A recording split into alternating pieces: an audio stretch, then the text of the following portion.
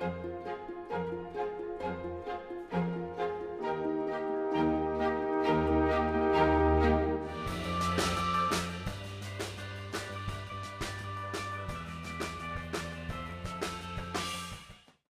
thank you very much. Muchas gracias. Muchísimas gracias. Siesta time now. Had to wake up all of a sudden after I received my 2 grandchildren that just moved to live in LA. So let me try to be very candid. On all what I heard this morning, this wonderful morning that I enjoyed here together with you.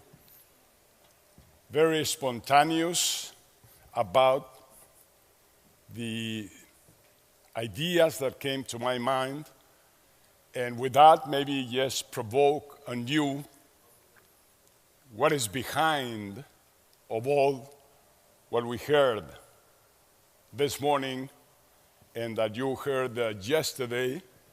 Unfortunately, we couldn't get here on time yesterday, but we really enjoyed this morning. Let me go back to this man in the old times of Greece, the first Renaissance of humanity, where this wealthy man of ideas, who loved friendship, who loved wine, who loved good food, and who loved conversation. And he, later on in his life, built this magnificent home, this beautiful place, and started inviting his friends. They had many days, weeks, and years where out of this place came a lot of wonderful ideas, because he invited guys like Socrates, like Plato, and they would enjoy the day like you're doing here in La Costa. Just speaking about life, about the future, about consciousness. That's what they would do. In this man's name, he came to his friends and told them, if you promise that you will keep this going forever, I give you the place, the home, the palace, and the opportunity to keep generating ideas for the better of humanity. This guy's name was Academus, and that's where the academia name comes from. And this gathering is an academia. This is something where we're trying to build also at Vicente Fox, a place of reflection, a place of discussions, a place of ideas, a place of debate. Plato used to tell also his friends in this place how rewarding and pleasant it was to enjoy those evenings and those days. How enjoying was having the opportunity to speak, to converse with those who are young in spirit, those who are young at heart, and those who are anxious to learn, anxious to dream, to daydream. Each dialogue, each debate, Cicero would say, is an enriching and endless source of enlightenment, knowledge, and understanding. It is like commencing again. It is like coming back to our beginnings. It's like discovering the fountain of eternal youth. Yes, we left behind that world that we knew when we still were very connected with our tenderness, our innocence, in those days where beauty, innocence was our way of being. That's why today I lived back again these experiences together with you. This is why Mark and I share with you, with Deepak, his family, and all associated in this venture, so-called consciousness. Because we are exactly on that spirit, on the spirit of being better human beings, on a spirit and understanding that there is nothing better for a human being than having the joy to do things for others. The joy of doing things for our community, for our nation, and for our world. That's the greatest reward we can all have here together. There was a second Renaissance, Italy. The Leonardo da Vinci's, all those wonderful people that recreated again and relaunched the world in the arts, in the music, in poetry. Those wonderful expressions of the spirit and of our minds. And today we are in the third Renaissance.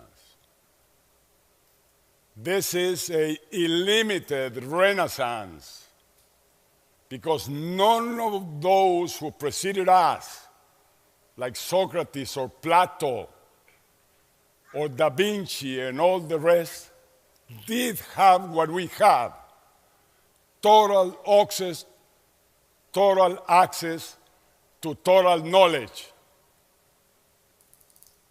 What we have accumulated in experiences, in knowledge, is something that cannot even be described today.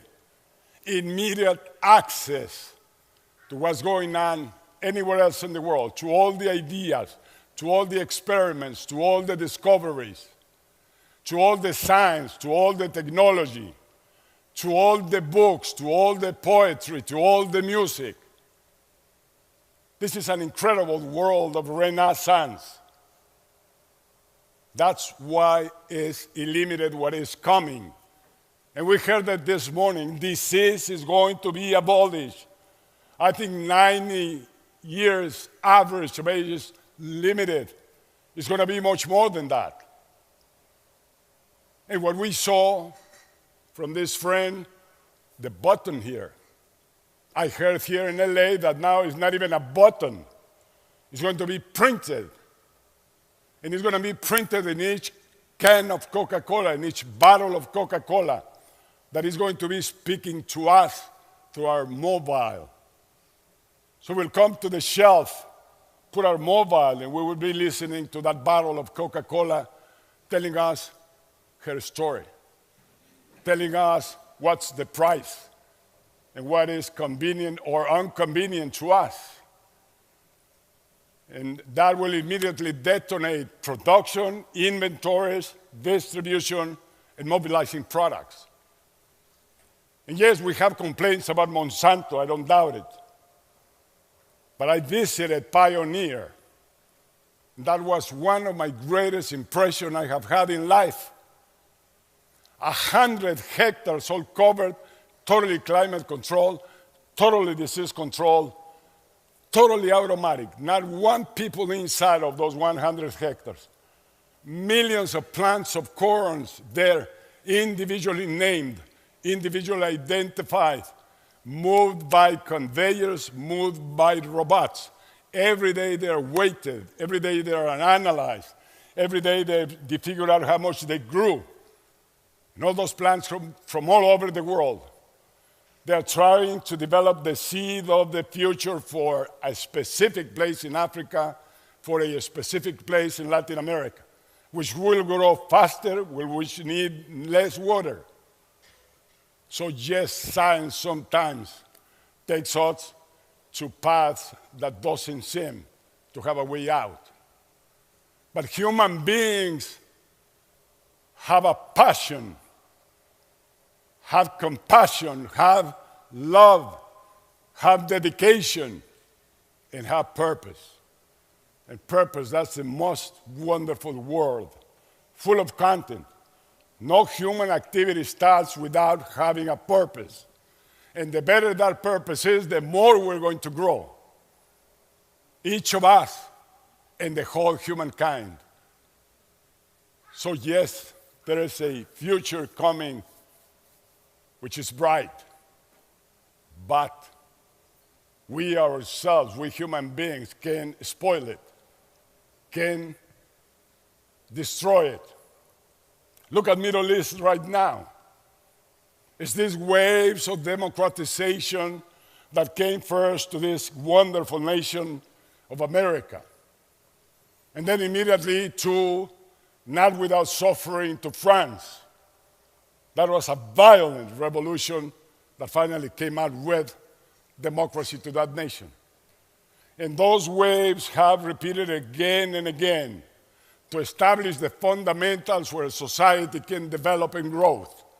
Societies with democracy, societies with freedom, absolute freedom. We all were created free. No limits to our freedom. God created us with such a degree of freedom that He accepts that we offend Him, that we sin against Him, that we go against Him, that we fight Him. But that's the freedom that we all enjoy. Freedom to innovate, freedom to create, freedom to love our neighbor, freedom to love our family and our nation, freedom to think about a great future for all of us. This is the third Renaissance. And this Renaissance is in hands and minds of leaders. Leaders like you and me, but leaders like every single human being has inside.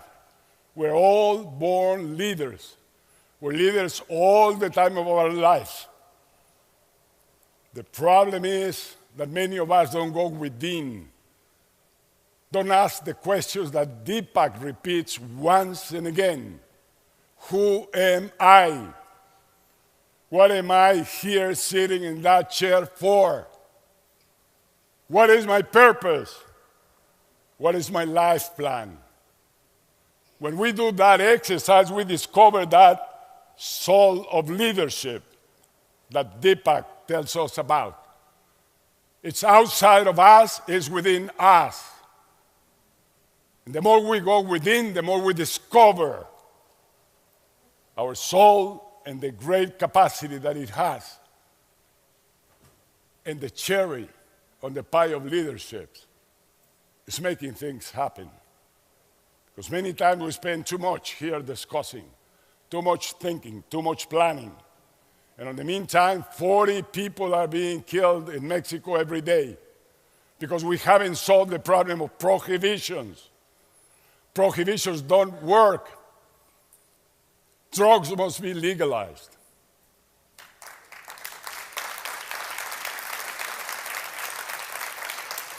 So, taking action, like this man here. He's a great thinker, but he's also a great doer. And that's what makes him big. And that's why we come and join him. Because we know where we're going. We know where we want to do. We know that it can be done. It all started as small, it's growing and growing and growing. We heard this morning speaking about one common concept of today's wealth creation: social businesses, social entrepreneurs. Finally, we discovered that we can do both things at the same time with the same institution. That we can create wealth, that we can create jobs, that we can create to feed our families sufficiently, but at the same time that we can do good to other people, that we can do good to our communities, that we can do good to the whole of the world.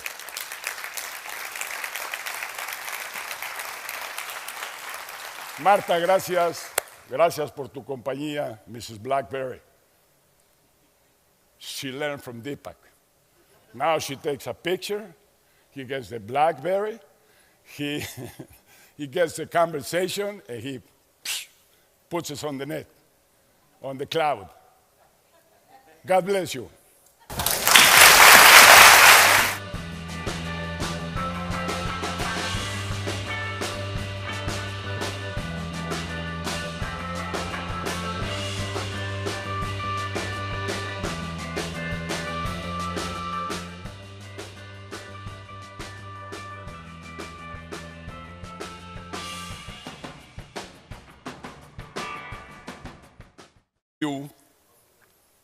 What is behind of all what we heard this morning and that you heard yesterday.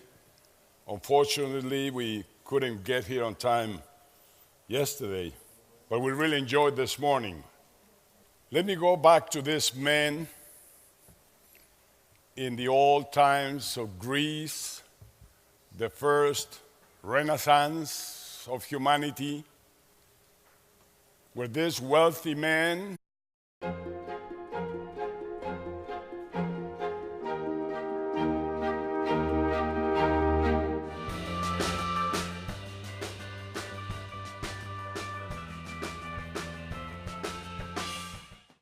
Well, thank you very much. Muchas gracias. Muchísimas gracias. Siesta time now. Had to wake up all of a sudden after I received my 2 grandchildren that just moved to live. Men of ideas who loved friendship, who loved wine, who loved good food, and who loved conversation.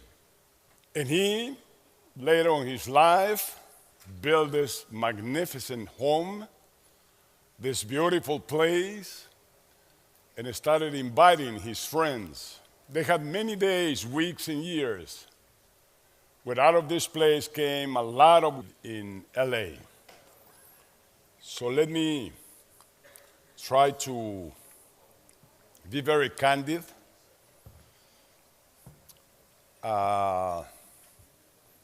On all what I heard this morning, this wonderful morning that I enjoyed here together with you. Very spontaneous about the ideas that came to my mind. And with that, maybe just provoke a new wonderful ideas. Because he invited guys like Socrates, like Plato, and they would enjoy the day like you're doing here in La Costa. Just speaking about life, about the future, about consciousness. That's what they would do. And this man's name